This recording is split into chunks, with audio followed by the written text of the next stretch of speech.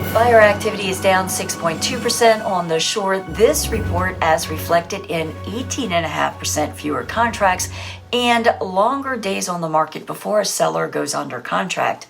It's Friday, December 5th, 2025. I'm Kimberly Barton, broker owner, reporting from the Eastern Shore office of Kinetic Realty. This is the weekly Maryland Eastern Shore report. Overall inventory is also down as we skate into the winter holiday market. This week, homes available for sale fell to 2,154 units at a median list price of $399,000. 62 homes will be coming to the market at a median $407,000 list price.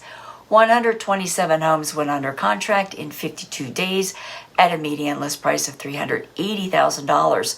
105 homes sold in 44 days at 95.7% and at a median $391,000. Homes for lease this week fell to 152 units at a median $2,200 per month. This list price has been consistent week over week. Got questions about your specific circumstances? Give me a call and let's talk.